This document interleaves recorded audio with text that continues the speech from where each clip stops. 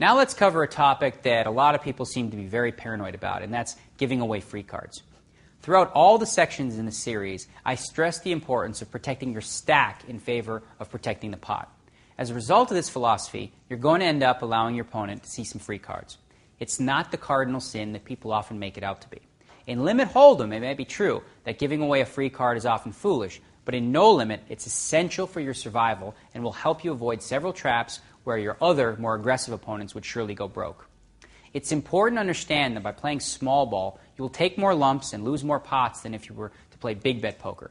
That's the bad news. The good news is that if you're emotionally stable enough to handle some rough patches, playing this way will allow you to stick around longer in the tournament and also ensure that your entire stack will not be at risk very often.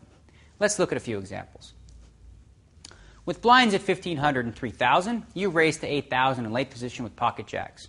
The big blind played back at you, raising 20,000 more. Both you and your opponent have over 400,000 in chips, so you call. The flop comes 9-7 deuce.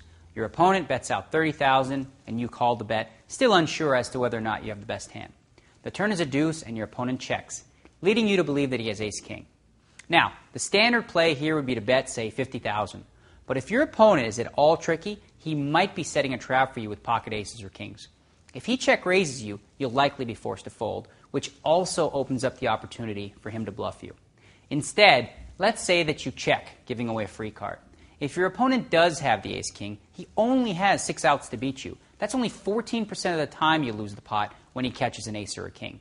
At the same time, if your opponent was trapping with aces or kings, you give yourself a free card at hitting one of the 2 remaining jacks. If the river card is a blank, your opponent will probably bet with aces or kings, at which time you can make a judgment call as to whether your jacks are good. If your opponent checks the river, then you should look to value bet your jacks. By that point, he may call you with just ace high since you showed weakness on the turn. If he has a hand like pocket sixes or pocket eights, then it's very likely that he'll call a value bet of about 50,000. You know, that hand reminds me of a story that Gus Hansen once told me about a hand he played against a player he knew very well. It's almost identical, actually. Gus raised with jacks, and the big blind re-raised them. Gus knew that he was a tight player and probably had ace-king or a better pair, so he decided to just call and see what the flop was. The flop was 7-deuce-3, and the player checked to Gus. Knowing this player, Gus was still suspicious that opponent was setting a trap for him, so he checked behind him. The turn card paired the deuce, and once again his opponent checked. Now, based on Gus's read, he didn't think this guy would check twice with aces or kings, so he felt the guy must have ace-king. However, Gus also felt like his opponent, since Gus is such a wild man, would call an all-in bet on the turn with ace-king. Gus also believed, though, that if he checks the turn and bets the river, his opponent would call with ace-king high, whether he made a pair or not. So, rather than risk a 14% chance of going broke on the hand, Gus decided to check what he knew to be the best hand. That way, if an ace or a king hit the river, Gus could evade being eliminated from the tournament.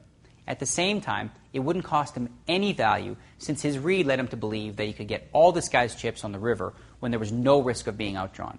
Now, this is obviously a very extreme example of a situation where Gus had a dead read on his opponent, but it helps to illustrate the bigger lesson. That is, it's often better to allow an opponent to outdraw you by giving him a free card in a smaller pot than it is to play a big pot for your tournament life where you could take a bad beat and be eliminated from the tournament.